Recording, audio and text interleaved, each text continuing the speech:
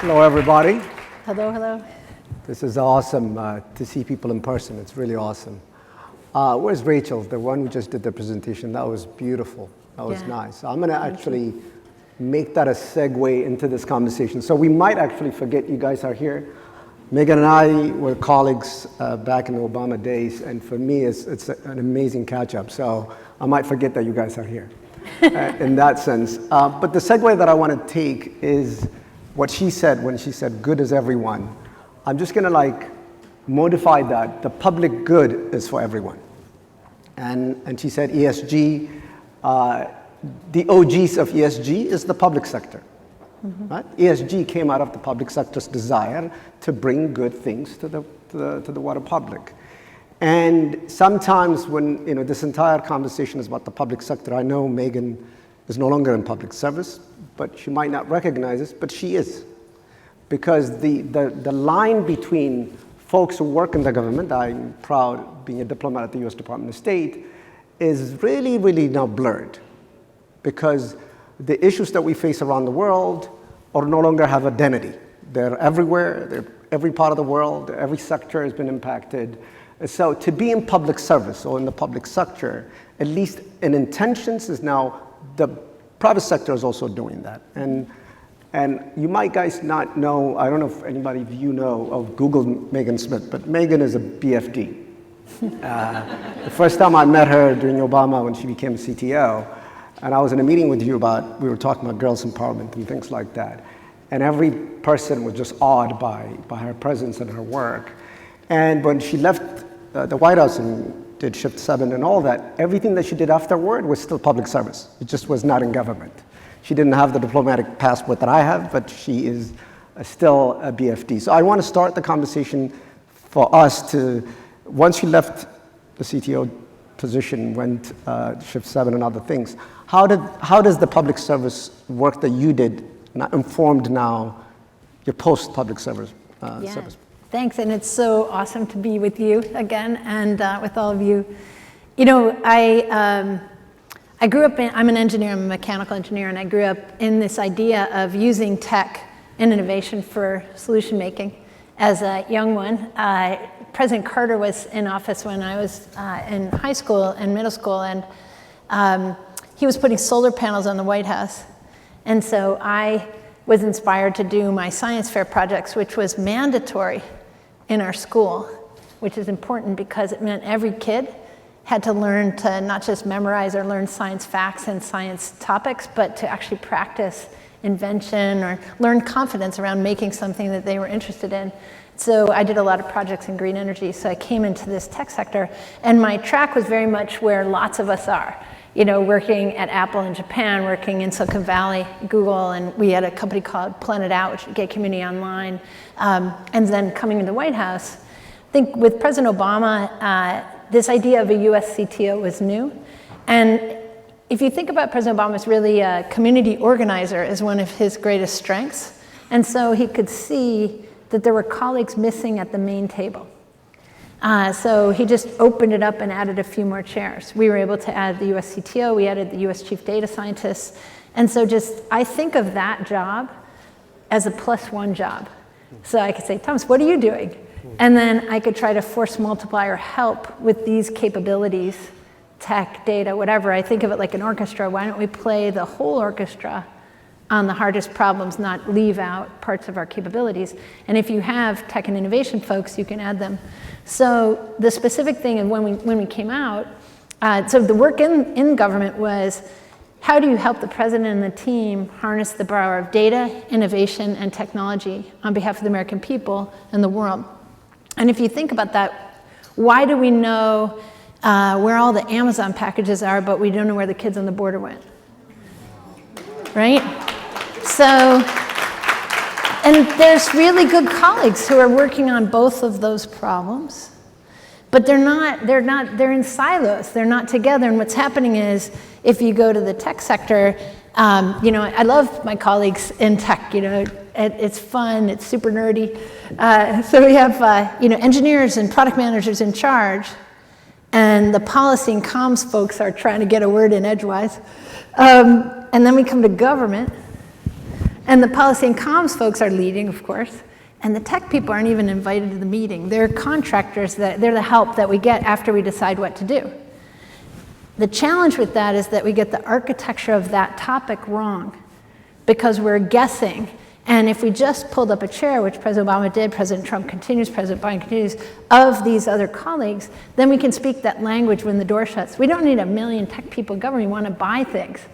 But we would like to have a Surgeon General equivalent, just like we have a lawyer, a communicator, others. And that was the key move that we were able to do. So Sixto Cancel is here, and he is someone I met. We did a foster care hackathon. So as US CTO, if I go to HHS, Health and Human Services, $1 trillion agency, and I go to, let's go to the National Institute of Health, we'll sit down and have a meeting about precision medicine. Let's use genomics and data science, and we could do our health, right? Everybody would expect me at that meeting.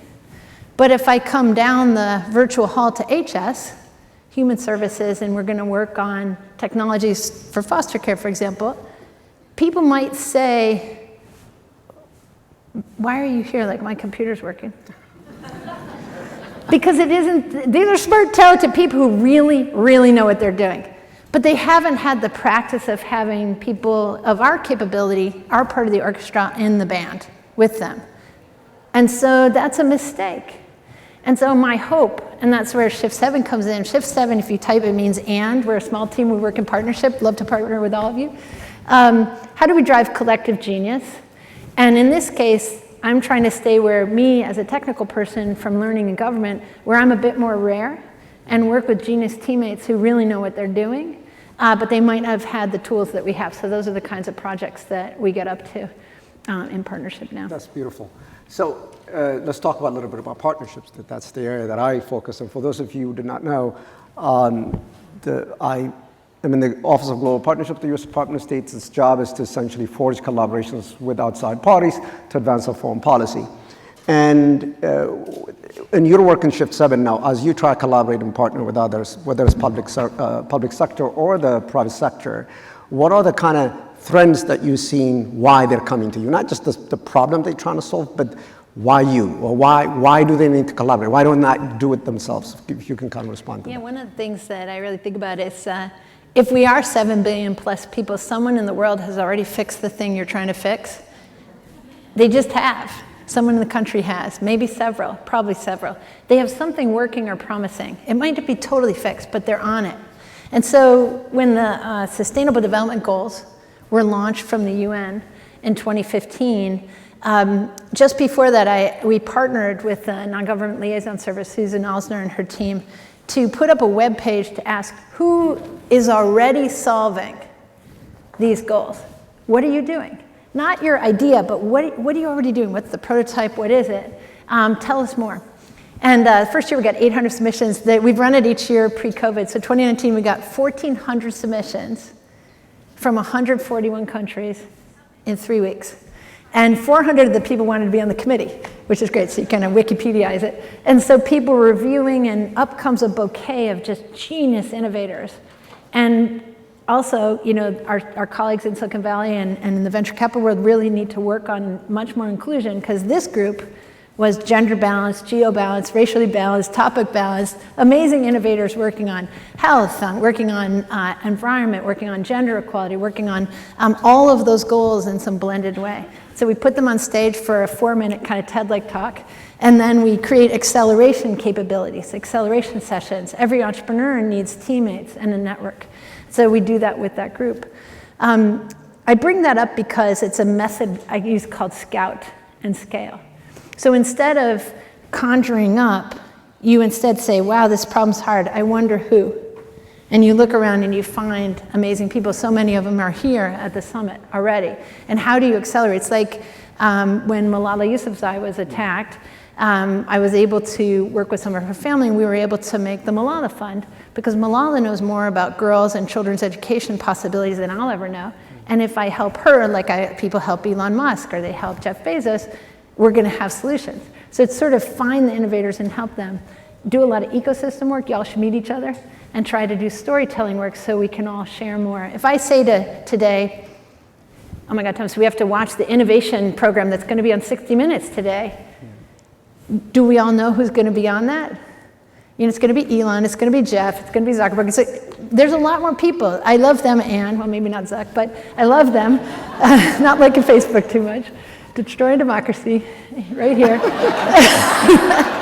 I mean, like, one of the things that you could think a little bit about that team is there's so many talented people in the Facebook team who can't get their product, their features for anti-bullying, their features for stopping misinformation, their features prioritized through that system, right? All around Silicon Valley, and those people end up having to leave. Instead, let's prioritize those things. As soon as the Rohingya challenges were happening, they should have stopped the trains, work on that problem as the highest priority. So these are the kinds of ethical capabilities we can have. So finding, again, inside your company, people who are already solving, inside your team, in your neighborhood, women who just won this awesome award, help her. So the solution makers are there, and that's sort of a method that we use a lot in storytelling. I love it. So, on a good segue for conversation around Malala and storytelling. You and I actually had an encounter in 2014, I want to say, that the Department of State, I think at that time, Microsoft and Intel did a program called YSci, Women in Science Program. It was going to be a high school tech camp, so to speak, in Rwanda with American girls and Pan-African girls. And you might not remember this, but you did the orientation for the girls, the American girls who were going there. And it was being filmed for a movie that's still to be released called Steam Power, that the producer of Walk the Line did. And I'd love to hear your thoughts. And I remember the story that you shared with them, these girls who was about to embark in this journey to Africa to learn technology, which is an interesting dichotomy, right? You don't go to Africa, you go for the safari, not for the Silicon Safari. And that was, in a sense, the department's way to say that we work with Africa, not for Africa. So I'd love to hear from you from a women empowerment perspective. Where do you see the public sector and the private sector playing a role in elevating the role of women? When in the story you just talked about Elon Musk and others as role models, when can we see then it's no longer the usual suspects that get highlighted? Right, and it's not an or, because it's an and, right? Yeah. And I'm gonna, I don't know if they can zoom in on this, but I just grabbed this image. Can you zoom in on this? It's a tiny picture. It's upside down. Can you see that at all? Yes, no. There's a picture here. It's a graphic. It's the world map, and all these dots. Can you see all these dots? Probably no one can see it, but if you look up Fab Lab, what's a Fab Lab, right? So remember in high school there was like the art room, the science room, the maybe home ec, or like the shop, right? So Fab Lab is a place, like a Carnegie Library or something, where you go and there's stuff.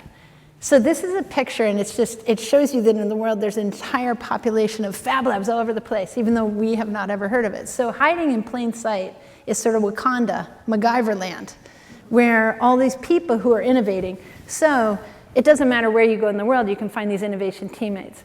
And so I think one of the things for the young women who were the young American women, the young African women, is to not imagine that they weren't equal peers coming together, and that they weren't going to together do this stuff, this sort of misinformation of where the talent and capabilities are, right? So what I love about that graphic is to see this like, oh my God, what is that? I got to go visit this place and start making things and learning and that. And so to invite the young people into collaboration. And I think especially one of the biggest challenges is that, stay with tech, a lot of people have defined tech as things that are interesting to them. So like we have to, I don't know, if we're going to teach all the kids to code, we have to do games. Like who wants to do games? Like some people want to do games. I don't want to learn how to play and make games. But so a bunch of people think tech is for robots or games, and that's good for some people. But if they could instead make it for sensors for solving the water problem in your town, or tech for flying a drone to plant 1 billion trees a year, which was one of the Solution Summit folks. There's all these other ways to think about that. So for example, in Africa, one of the UN Solution Summit solution makers, Devura, is in Nigeria, and she has women texters, and they're doing tech innovation and training capabilities all across the continent.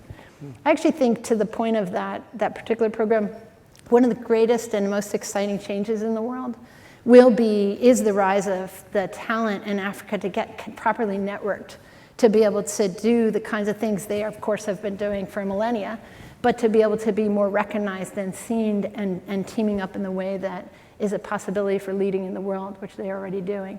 And so it was exciting for those girls from America to get to witness the talent of their colleagues on the planet and to flip the narrative that they had been misinformed with as young people as they came up through this system. Awesome. We have about a minute and a half. So my last question for you is just projection in terms of where we're going and beyond what you're working on. And there's a great quote by John Legend in one of his songs that says, "The future started yesterday and we're already late." Yeah. And what has started that we're a bit late on that's going to be like emerging? I think first off, think about it. We're connected at the speed of light, right, in this network. And many, many people are connected. So how can you think of that as a way to be in team with so many more people? So it's through the lifting of talent. If we have the possibility to not make another industrial-only age that's lopsided, but how about an industrial, community, environmental, civic, like this age that can be inclusive? And I would share that one of the ways to see that is to also look into history and see that people like all of you, social innovators, were there the whole time in every industrial age, whether it's Ida B. Wells in the second industrial age or Jane Addams, justice, tech, and innovation. Jane won the Nobel Peace Prize for inventing social work and was doing spaces in community, very local, the kinds of themes we've heard. In the first industrial age, Ada Lovelace. How many people have ever heard of Ada Lovelace? How many people have ever heard of Darwin? They worked at the same time, within a decade. They lived near. Darwin, of course, spoke of our past. Ada invented algorithms. Never heard of her. Oh, women do that? Ada is Lord Byron's poet math daughter. In fact, Byron was with Mary Shelley when she wrote Frankenstein AI, Should We Raise the Monster or Not? And what Ada said, she was working with Charles Babbage, who was making a mechanical computer, and she wrote this paper, wrote the first algorithms, and she said, I think we can figure out the math of the cerebrum, AI, if we think about it right, like astronomy or sidereal. I wish to bequeath to the generations a calculus of the nervous system. Awesome. We're just a shameless plug. If you have any interest in doing partnerships around the world, the Department of State does not just give you passports and visas. It can open up markets for you. Please feel free to be in touch. If you want to solve wicked problems, talk to Ship 7, okay? Nice to talk to you guys.